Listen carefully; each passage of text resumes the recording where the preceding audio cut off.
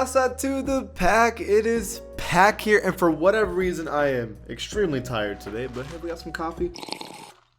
We good to go. So I have more NBA 2K21 news for you guys today. The trailer came out yesterday, which we're all hyped about, but today we're talking about the blog post that released that gave us a bunch of new information. There was 10 pieces of information I thought was really interesting and really important to NBA 2K21, the next generation, and I'm going to cover that right now. But before this video starts, so as you already know, be an OG, join the pack, and subscribe. I do this stuff all the time.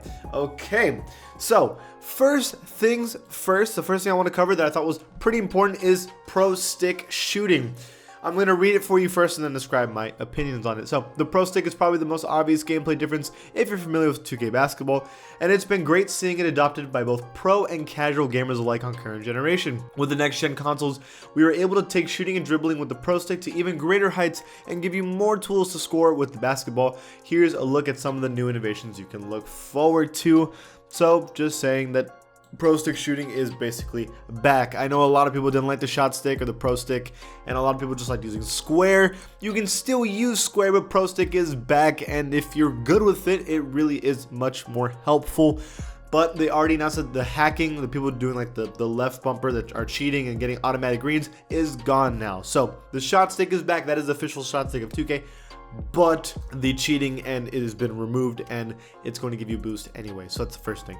The second thing up next is at number 2 is that now that there is shot arc control. Shot aiming is one of the big changes we've introduced this year. Being able to both time and aim your shots is a fresh new skill to master, and it's helped us widen the skill gap in shooting. Aiming works by pulling the pro stick down to start a jump shot. The speed of your pro stick movements dictate whether the ideal aim point skews to the left or right on the shot meter, and then you adjust the aiming marker to the center of the release window. For next gen, the stick speed also now controls the arc of your jump shot. Slow flicks will give you extra high arcs, while fast flicks will give your shot a flatter shot. It feels really good to be able to have the extra bit of control over how you shoot, and also a lot of fun sitting in the practice gym chucking up rainbow threes.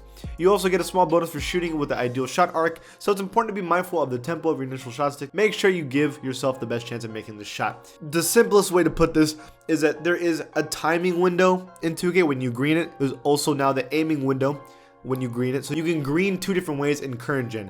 In next gen, there's 3 ways you can green. You can time it correctly, you can aim it correctly, or you can have the correct arc. So now you can control the arc with the speed of which you put down on the right stick, and this is going to be really hard to control. But if you're really good, you could do perfect greens where you green 3 times in one shot, which is crazy. At number 3 on the list with the information, we have bank shot control. So fast flicks, or slightly aimed in the direction of the backboard, will also allow you to control bank shots. So if you want to emulate Dwayne Wade or Tim Duncan, it's much easier for you to do that. This works for layups too. It may seem like a tiny detail, but I love being able to control whether I drop a layup directly into the hoop versus when you put off the window. It's a cool control that's never been in a basketball game before.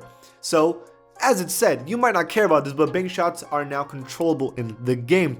The reason this matters is how many times have you drove into the lane and you go for a bank shot and you get pin blocked like LeBron pin blocked Andre Iguodala. That's annoying, but if you were to quickly drop it off into the rim with a quick little layup right at the rim, you wouldn't have been blocked, and now you have that kind of control. Or if you know someone's going to come out of nowhere and block you, you can be patient and do a bank shot to give yourself a more patient shot and more chance of making it. So there's things that you can control. I'm happy there's more control in this game. At number 4 on the list, we now have a difference in the shot meter. So the shot meter is such an important tool for shooting, and for next generation gets a look and plays a bigger role in your makes and misses. The new presentation is much more readable, really pops out against varied court floors, and is no longer scales in world space, which means it won't be really small when you're far away from the camera.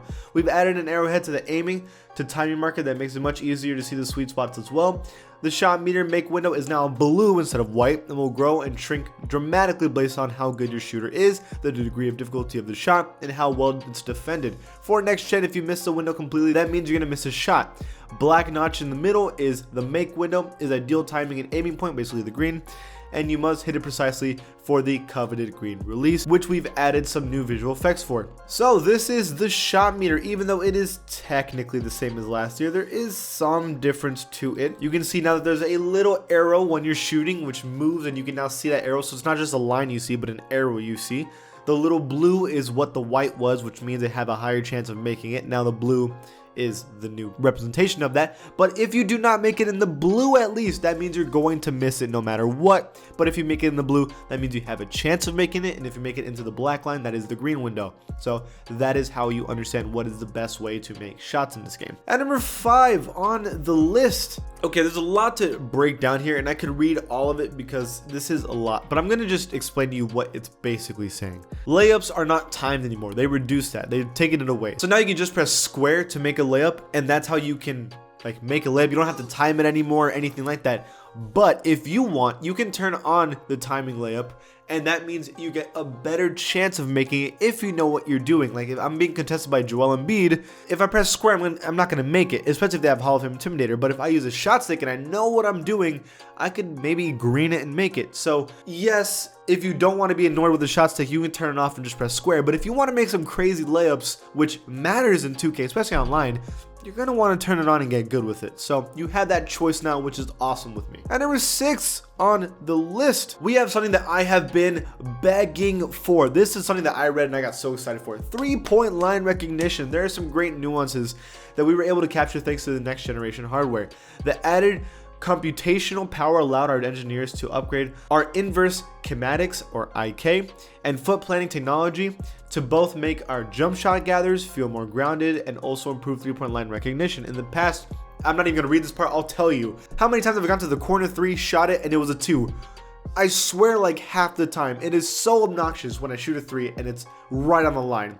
NBA players usually know where the line is and rarely step on a line for 3s, and now 2K is saying that you're going to have line recognition. That's not going to be happening anymore, which is a godsend. Hopefully, they also do that for out of bounds. I want my player to try to avoid going out of bounds before he goes out of bounds, not just run into it. So hopefully that is fixed. At number 7 on the list, it's just letting you know the pro stick dribbling is the same, except this year you can speed up the size up. So next gen has given us an opportunity to add an interesting feature to ball handling that was never added before: the ability to control the speed of your size up movements based on how slowly or quickly you flick the pro stick. Great ball handlers don't just have one gear, they have the ability to change speeds and give defenders so many looks that it makes it difficult to stay in front of them. I don't need to read much more about this. It basically saying like I can be fast in my dribbles and then randomly start going slow to confuse the person that's guarding me, and I can get easier looks like that. I'm a fan of that. That's a nice little detail they added and a lot more realistic.